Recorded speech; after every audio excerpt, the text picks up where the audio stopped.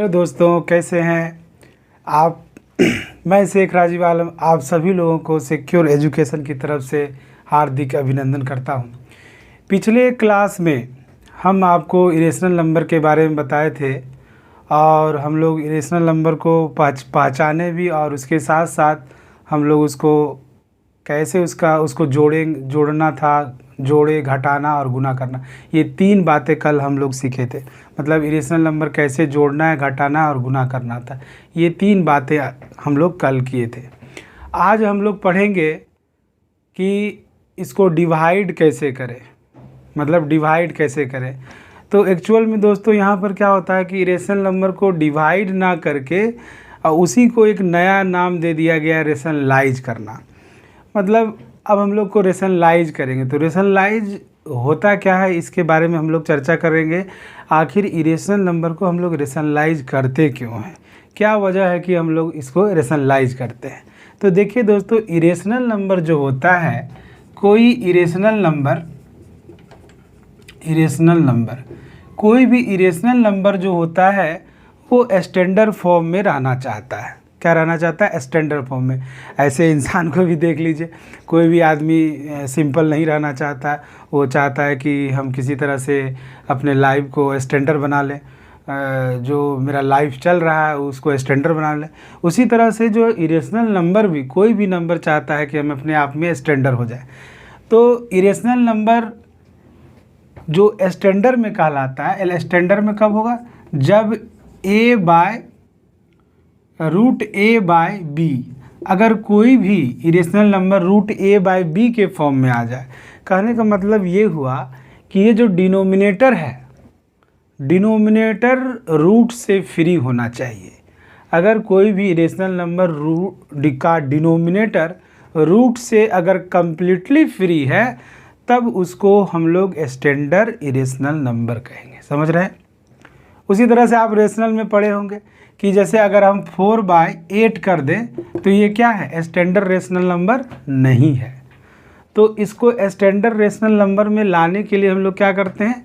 HCF calculate करते हैं। तो 4 और 8 का HCF लेते हैं, और अगर HCF 1 आ जाएगा तब हम लोग कहेंगे कि 4/8 जो है वो क्या है, मतलब स्टैंडर्ड में है। लेकिन अगर आप 4 और 8 का HCF निकालिएगा तो यहाँ पर इसका HCF 1 नहीं आकर के क्या आ जाएगा? 4 आ जाएगा। तो इसका मतलब हुआ कि ये जो रेशनल नंबर है, यह रेशनल नंबर स्टैंडर्ड फॉर्म में नहीं है। तो हम लोग क्या करते हैं कि जो HCF आता है उसी से इसका डिवाइड करते हैं। तो 4 डिवाइडेड बाई 4 और 8 डिवाइडेड बाई 4, जब इसको सॉल्व करते हैं तो ये आ जाता है 1/2। अब 1/2 को अगर आप मतलब जो HCF कैलकुलेट कीजिएगा तो इसका HCF 1 आता है। मतलब रेशनल नंबर स्टैंडर्ड में तभी होगा जब नोमिनेटर और डिनोमिनेटर का HCF 1 आ जाए। उसी तरह से इरेशनल नंबर को स्टैंडर्ड होने के लिए इसका जो डिनोमिनेटर है वह रूट से फ्री होना चाहिए। क्या होना चाहिए? रूट से फ्री होना चाहिए। अगर वो रूट से फ्री हो जाएगा तो वो स्टैंडर्ड रेशनल नंबर कहलाएगा। समझ रहे हैं? अब देखिए, और इसी इरेशनल नंबर को स्टैंडर्ड फॉर्म में लाने के लिए हम लोग क्या करते हैं? किसी भी इरेशनल नंबर को रेशनलाइज करते हैं। चलिए देखते हैं बारी बारी से हम लोग, मतलब जो है कैसे हम उसको रेशनलाइज करेंगे, इसको हम बारी बारी से देखते हैं। ठीक है, कभी कभी आपको दिया जाएगा a/√b। तो यहाँ पर एक चीज़ समझिए कि हम लोग रेशनलाइज जो है डिनोमिनेटर का भी करते हैं और नोमिनेटर का भी करते हैं। अच्छा, एक बात तो समझ में ये आ गया कि स्टैंडर्ड फॉर्म में लाने के लिए हम लोग रेशनलाइज करते हैं, लेकिन कभी कभी नोमिनेटर का भी रेशनलाइज करते हैं। तो वो क्यों करते हैं? वो सवाल को देखते हुए करते हैं दोस्तों। जैसा कोई अगर सवाल होता है, कोई सवाल ऐसा होता है जिसको नोमिनेटर को रेशनलाइज करने से अगर वो आसान हो जाता है तो हम लोग नोमिनेटर का भी रेशनलाइज करते हैं। लेकिन ज़्यादातर सवाल में, ज़्यादातर क्वेश्चन में क्या होता है कि आप डिनोमिनेटर का ही रेशनलाइज करते हैं। चलिए हम लोग बारी बारी से देखते हैं। तो रेशनलाइज में एक फॉर्म होगा a बाय रूट बी, फिर दूसरा क्या होगा, दूसरा होगा a by root a plus root b, ऐसा फॉर्म होगा। या तो सिंगल नंबर होगा या नहीं तो डबल होगा, या नहीं तो तीसरा फॉर्म क्या होगा 1 by root a plus root b plus root c। इस तरह का आपको सवाल दे दिया जाएगा और कहेगा कि इसका रेशनलाइज कीजिए। रेशनलाइज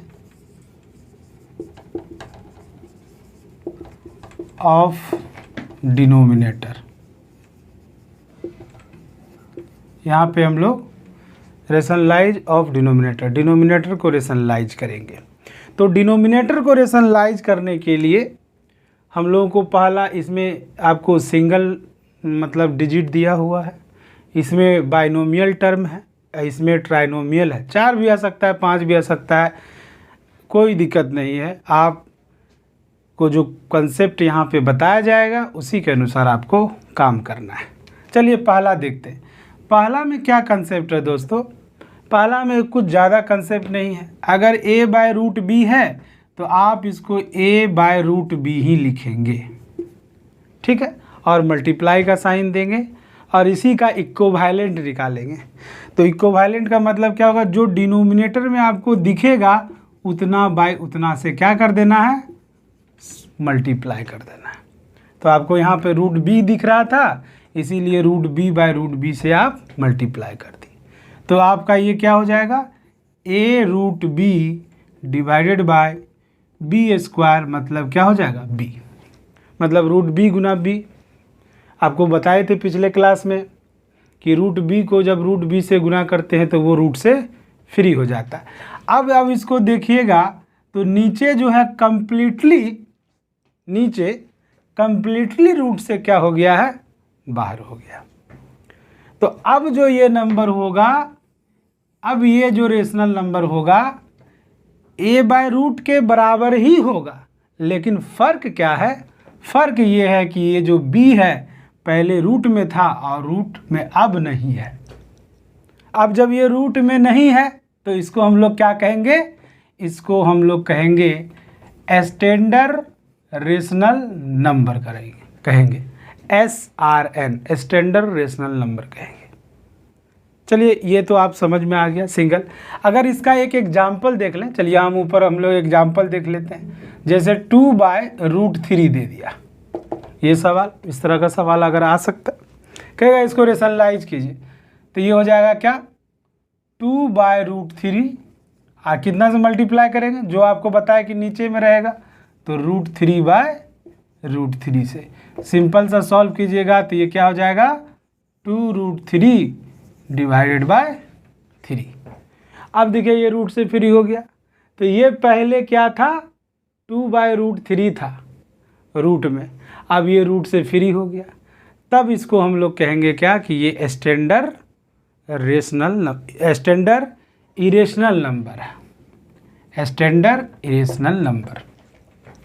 तो ये भी क्या हो जाएगा आपका स्टैंडर्ड इरेशनल नंबर हो जाएगा, स्टैंडर्ड इरेशनल नंबर। चलिए अब ये दो बाइनोमियल का क्या कंसेप्ट है इसको देखते हैं। तो बाइनोमियल का क्या कंसेप्ट है कि अगर नीचे में दो टर्म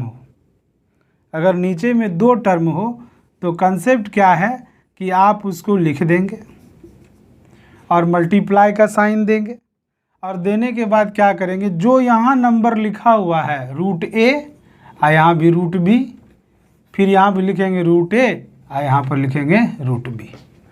तो आपको ध्यान में ये रखना है कि इन दोनों बाइनोमियल के बीच का टर्म का साइन क्या है।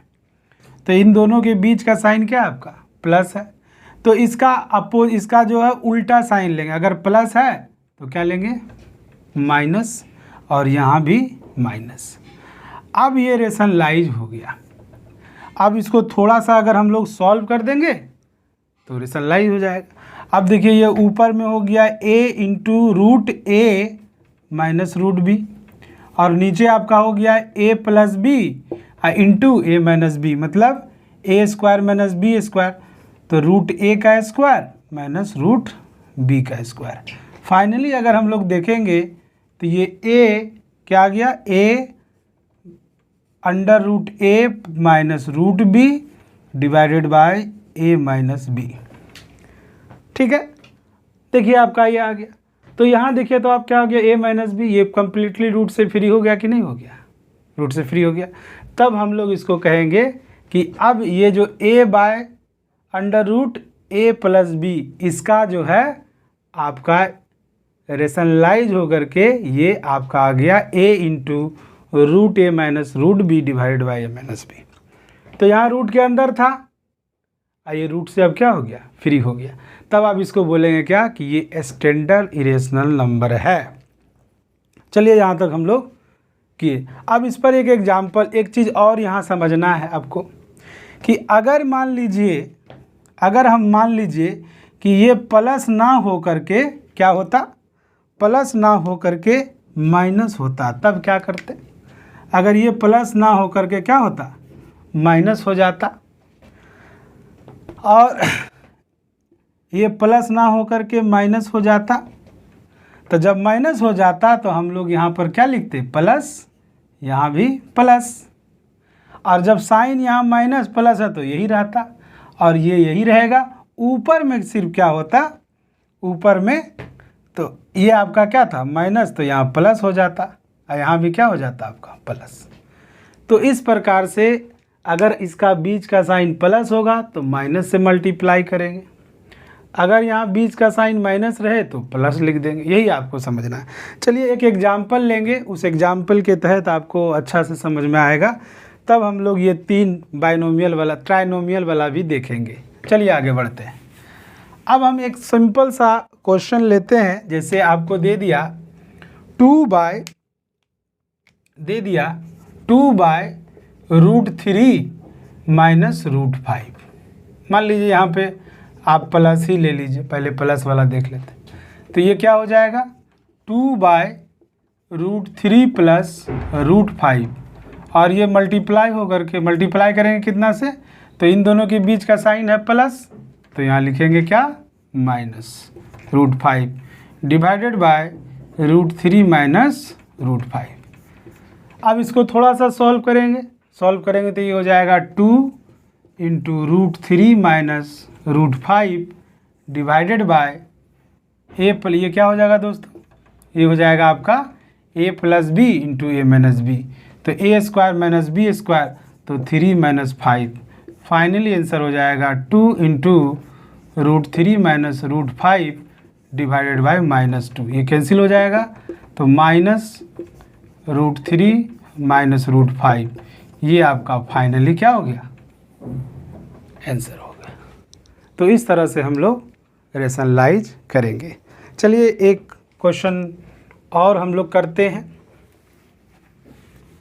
आपको अच्छी तरीक़ा से सीखना है, मेनली है कि यहाँ आपको सीखना है। और अगर आप छोटे छोटे चीज़ को अब यहाँ सीख रहे हैं तो यही छोटा छोटा चीज़, छोटा छोटा कंसेप्ट जो है मिल करके हम लोग बड़ा बड़ा धमाका करेंगे। चलिए आगे बढ़ते हैं, दूसरा क्वेश्चन लेते हैं। अब मान लीजिए इसी के जगह पे हम यही सवाल में थोड़ा सा चेंज ये करते हैं कि प्लस ना लिख करके हम माइनस लिख दिए, प्लस लिख करके, प्लस ना लिख करके हम माइनस लिख दिए। इन दोनों के बीच का साइन क्या ले लिए, माइनस ले लिए। अब इसको रेशनलाइज करेंगे। तो इसको रेशनलाइज को हिंदी में परमेयकरण भी कहा जाता है। हिंदी मीडियम के बच्चे होंगे तो उसमें उसको कहते हैं परमेयकरण करते हैं। चलिए तो ये हो जाएगा root 3 minus root 5 into, multiply किससे करेंगे दोस्तों, रूट 3 क्या प्लस के माइनस, तो यहाँ देखेंगे क्या साइन है, अगर यहाँ माइनस तो यहाँ ले लेंगे plus root 5 divided by root 3 plus root 5। इसको थोड़ा सा और सॉल्व कर लेंगे तो ये आ जाएगा 2 into root 3 plus root 5 divided by root 3, और ये नीचे वाला टर्म देख लीजिए, नीचे वाला टर्म क्या हो जाएगा, a plus b into a minus b, a square minus b square. तो ये आपका हो गया √3 का स्क्वायर माइनस √5 का स्क्वायर। सॉल्व कीजिएगा तो ये आ जाएगा 2 into √3 plus √5 divided bye 3 minus 5। Solve करेंगे तो वही आ जाएगा आपका, कैंसिल कीजिएगा तो ये आ जाएगा 2 माइनस 2 कैंसिल होगा, ये आ जाएगा आपका √3 प्लस √5। तो इस तरह से आप जो है हर का परिमेयकरण कर लिए डिनोमिनेटर का। अब है कंसेप्ट क्या कि अगर 3 टर्म आ जाए तो कैसे करेंगे, मैक्सिमम 3 टर्म। अगर 4 टर्म भी आ जाएगा तब भी हम लोग यही कंसेप्ट अप्लाई करेंगे। तो इसमें क्या कंसेप्ट होगा इसको थोड़ा सा हम लोग देखते हैं। चलिए आगे बढ़ते हैं। आशा करते हैं कि आप इन सारी चीज़ कंसेप्ट को समझ गए होंगे। चलिए आगे बढ़ते हैं। अगर आपको ट्राइनोमियल 3 टर्म दे दिया जाए तो हम क्या करेंगे, कैसे काम करेंगे, चलिए उसको भी सीखते हैं। जैसे दे दिया आपको 1/√a plus √b plus √c। अब देखिए यहाँ क्या होता है, √c है ना, क्या होता है, देखिए होता है क्या क्या क्या कि जैसे मान लीजिए कभी कभी होता है क्या कि 2 बच्चे हैं और मार्केट से जो हम लोग जो है क्या कर दिए तो 3 सेब लेके आ गए। अब 2 आदमी है, 3 सेब है, तो कैसे होगा, तो एक एक दे देंगे तो बचेगा क्या, 1 सेब बचेगा। तो 1 सेब बचेगा तो अब देंगे किसको, देंगे तो मार हो जाएगा। तो उस केस में क्या करते हैं कि उन लोगों को कहते हैं क्या कि 2 सेब को 1 मान लो, 2 सेब को 1 मान लो। मान लो 3 सेब है, a plus b plus c है, तो 2 सेब को अगर 1 सेब मान लिया, ये 1 हो गया, तो 1 1 2। तो किसी को कहेंगे कि a वाला लेगा कि i वाला लेगा, तो इस तरह से बांट देंगे। तो यहाँ पर भी सेम वही चीज़ होगा, यहाँ पर भी वही चीज़ करेंगे। हमको बाइनोमियल बना लेना है ना। तो बाइनोमियल बनाएंगे तो मान लीजिए कि इन दोनों टर्म को हम एक टर्म बोल दिए, इन दोनों टर्म को हम इसको एक टर्म सिंगल टर्म माने, इसको दूसरा टर्म माने। तो पहला टर्म प्लस दूसरा टर्म, पहला टर्म प्लस दूसरा टर्म। तो पहला टर्म और दूसरे टर्म के बीच का साइन क्या है बच्चा, प्लस का है। वही कंसेप्ट 2 का लगाएंगे, जैसे बाइनोमियल में वर्क किए उसी तरह से हम लोग ट्राइनोमियल में भी करेंगे। फ़र्क इतना होगा कि ये जो 2 टर्म है उस किसी 2 टर्म को हम 1 मान लेंगे, किसी 2 टर्म को हम 1 मान लेंगे। तो यहाँ पर क्या किए हैं कि ये और ये टर्म को हम एक सिंगल टर्म मान लिए। तो पहला टर्म अब प्लस दूसरा टर्म, तो कंसेप्ट वही होगा। इसको रेशनलाइज करेंगे तो 1/√a plus √b plus √c। अब जब यहाँ रेशनलाइज करने का कंसेप्ट होगा तो ये हो गया पहला और ये दूसरा। तो पहला और दूसरे का बीच का साइन क्या है, प्लस है।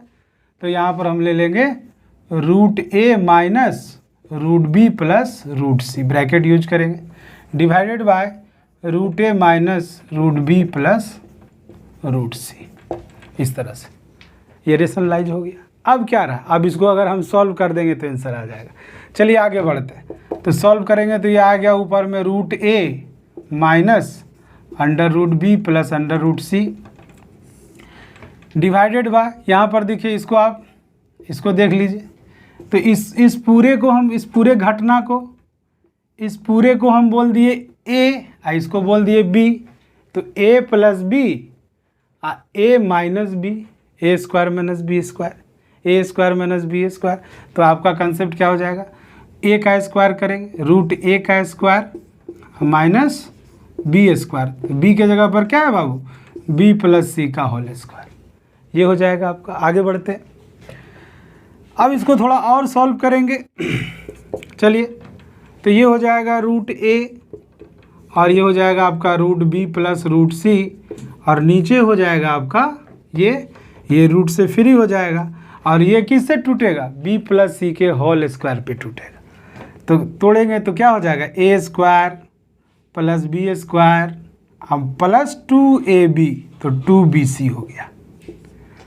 अब इसको थोड़ा सा और सॉल्व करेंगे तो ये तो ऊपर वाला रहने दीजिए जैसा है, आया नहीं तो आप रूट बी अब माइनस रूट सी कर दीजिए, मल्टीप्लाई कर सकते हैं माइनस को। अब ये हो गया आपका ए स्क्वायर, रूट ए का स्क्वायर तो सिर्फ ए होगा, यहाँ पे ए होगा आपका। तो ये फाइनली क्या हो गया, a minus b minus c minus 2 under root b c. अब यहाँ देखिए, यहाँ एक चीज़ देखने का है कि इस पे रूट नहीं है, इस पे भी रूट नहीं है, इस पे रूट नहीं है, लेकिन इस पे है। इसका मतलब हुआ कि अभी भी कम्प्लीटली ये रेशनलाइज नहीं हुआ, मतलब स्टैंडर्ड फॉर्म में नहीं आया। मतलब इस रूट को भी आपको क्या करना होगा, हटाना होगा।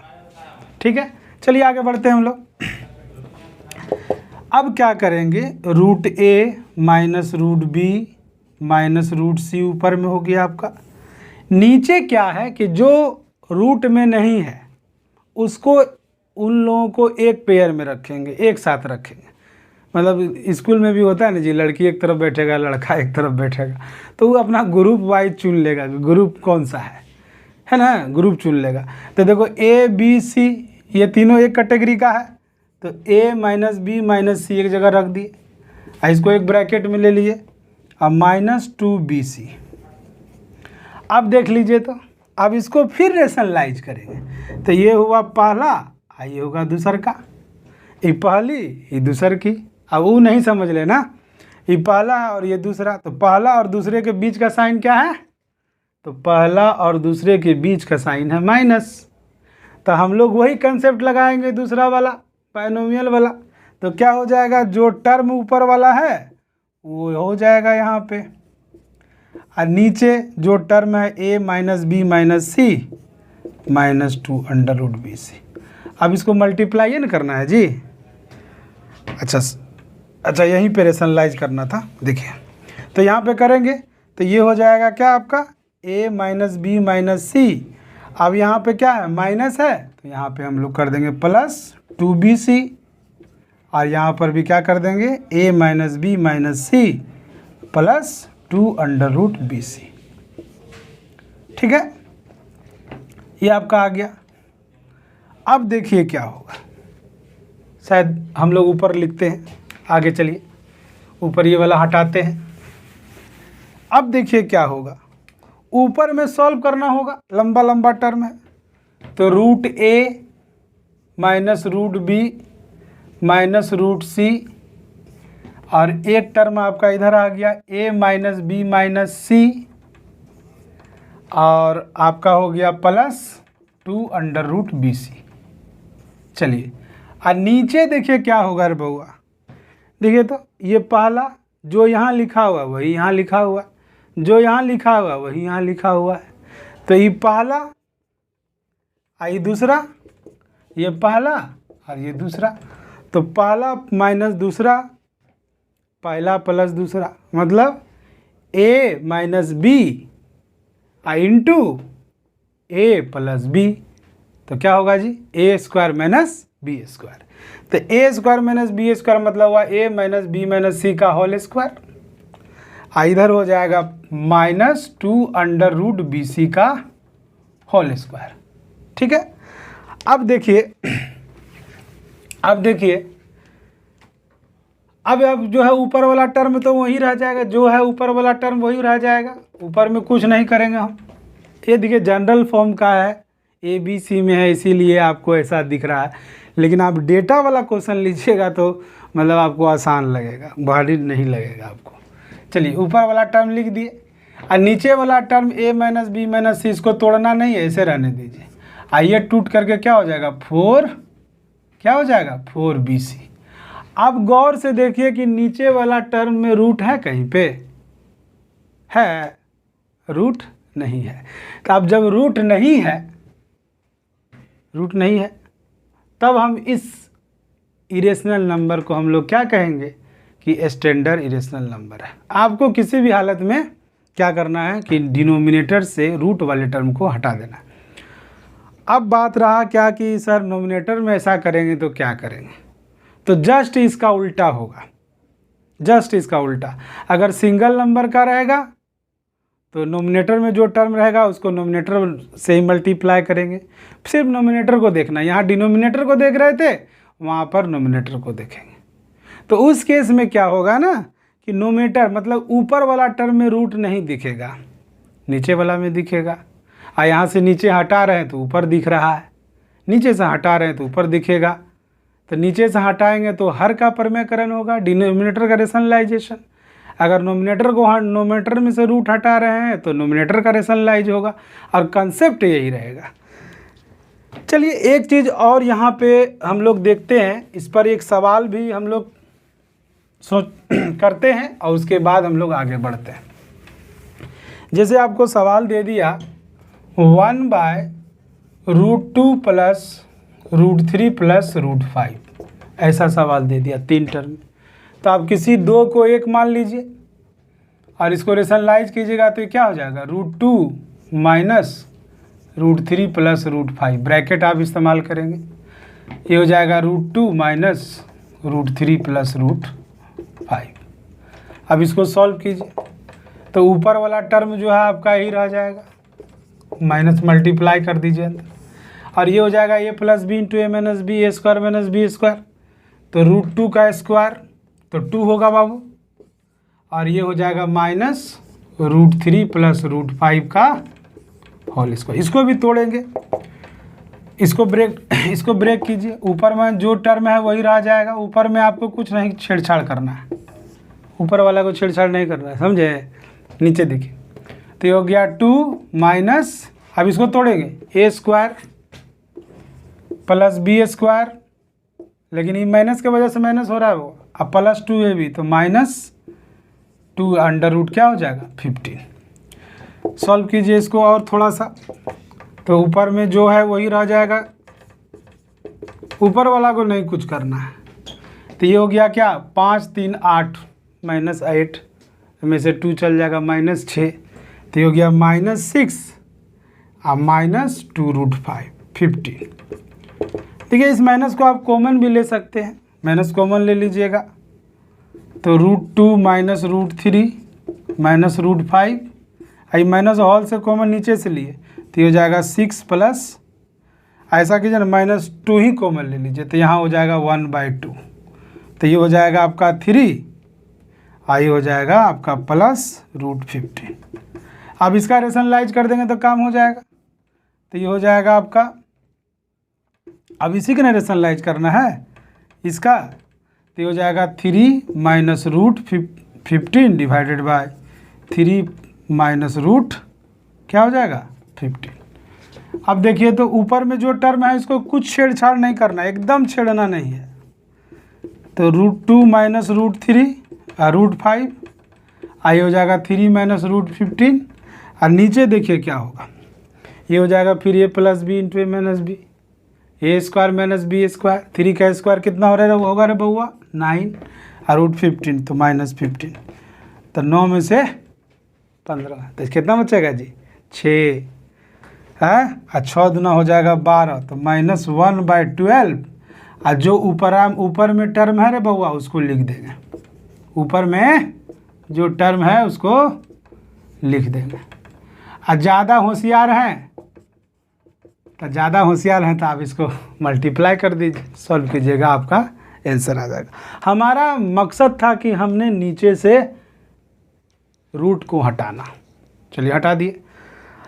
अब चलिए इसमें एक चीज़ और कंसेप्ट है, रेशनलाइज में नहीं, कि हम लोग इरेशनल नंबर को इंक्रीजिंग डिक्रीजिंग ऑर्डर में कैसे लिखेंगे। ले भाई कैसे करेंगे इसको देखिए, ये नया चीज़ है।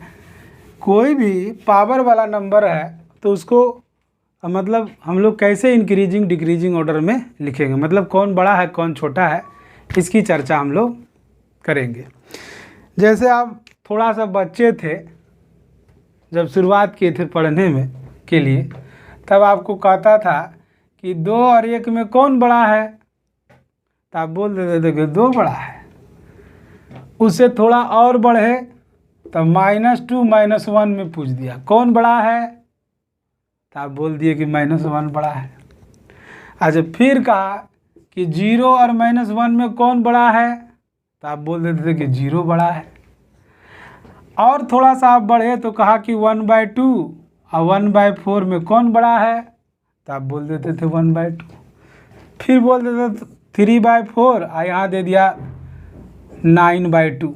अब कहेगा इसमें कौन बड़ा है, तो इसको क्रॉस मार ले, 3 दूना 6 और ना चौके 36, मतलब 9/2 बड़ा है।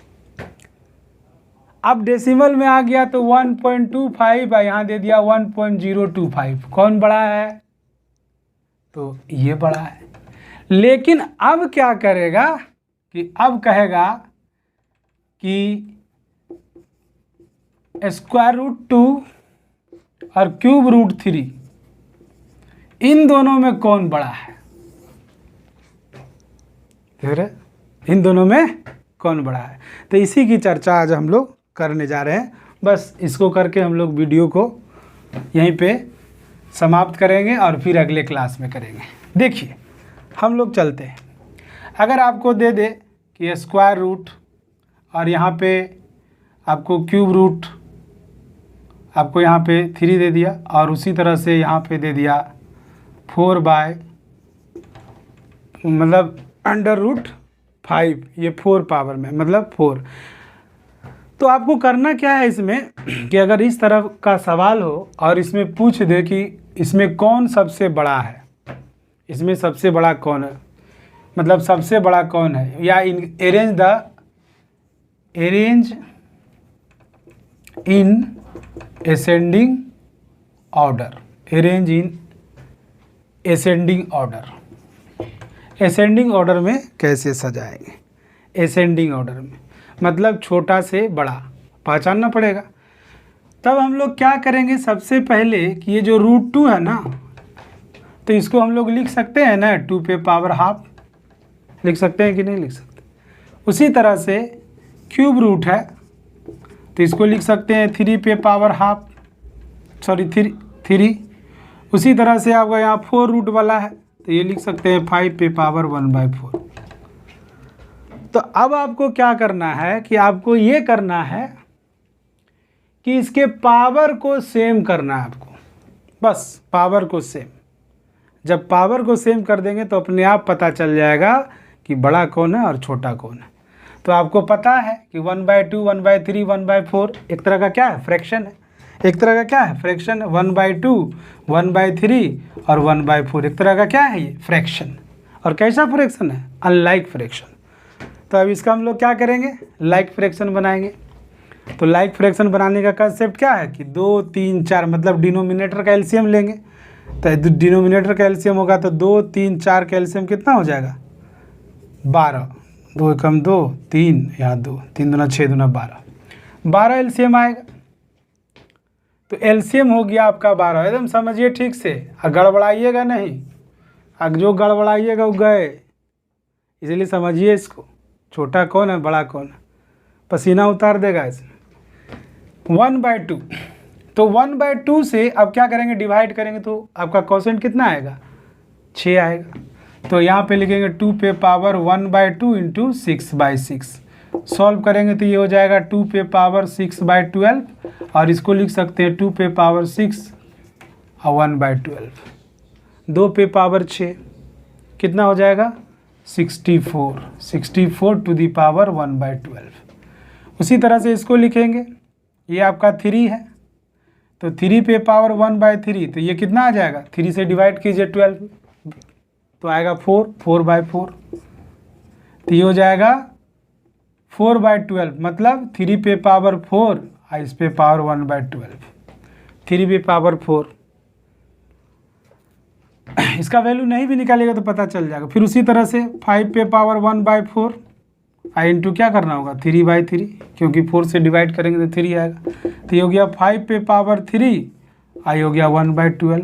5 पे पावर 3 मतलब 125 पे पावर 1/12। इसको सॉल्व कीजिएगा तो कितना आएगा, 3 3 9 3 27 3 81 मतलब 81 पे पावर 1/12। अब देखिए सबके माथे पर पावर, सबके माथे पर वेट क्या हो गया रे बउआ, सबके माथे पर एक ही तरह का टोकरी है, 1/12 टोकरी हो गया, एक ही तरह का टोकरी। अब जिसका बेस मजबूत रहेगा वही ना मजबूत होगा जी, बोलो।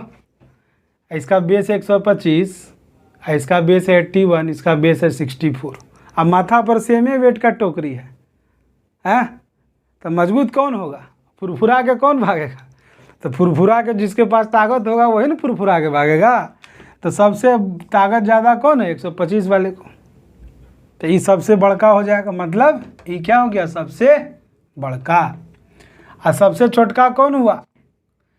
सबसे छोटका हुआ √2। तो सबसे छोटका √2 है ना, सबसे छोटका √2, सबसे छोटका हुआ √2। और उससे जस्ट बड़ा हो गया आपका क्यूब रूट, और उससे जस्ट बड़ा कौन हो जाएगा? आपका 4 रूट। तो इस तरह से हम लोग इंक्रीजिंग डिक्रीजिंग ऑर्डर देखें। अब अगले क्लास में फिर हम लोग को इस रेशनल नंबर का कुछ और कंसेप्ट बचा हुआ है, जिसमें कुछ प्रॉब्लम भी हम लोग करवाएंगे आपको। और इसके साथ साथ जो है आप लोग प्रैक्टिस भी कीजिएगा। जैसे जो लोग पहली बार रेशनल नंबर पढ़ रहे हैं, वो आप 9th क्लास के चैप्टर को जब आप खोलेंगे, RS अग्रवाल की बुक है, आप RS अग्रवाल की किताब ले करके इरेशनल नंबर जब आप उसको सॉल्व करिएगा, तो उसमें रेडिकल्स भी है, एक्सपोनेंट जिसको आप बोलते हैं, घातांक एंड करनी, और उसके बाद इरेशनल नंबर अगर आप बनाएंगे तो आपको क्या होगा कि आप अच्छे तरीक़े से उसको सीख जाइएगा। और सीखने के बाद फिर हम लोग पढ़ेंगे कि कॉम्पिटिटिव क्वेश्चन को कैसे हल करेंगे। तो अभी ये बेसिक लेवल आपका चल रहा है, ये बेसिक है। जब आप बेसिक सीख जाइएगा तो इसी बेसिक को इस्तेमाल करके हम लोग कॉम्पिटिटिव क्वेश्चन को कैसे आसानी से बनाएंगे, हम लोग सीखते हुए चले जाएंगे। इसी के साथ अब मैं आप सभी लोगों को फिर से सिक्योर एजुकेशन के तरफ से हार्दिक अभिनंदन करता हूँ। जय हिंद, जय भारत।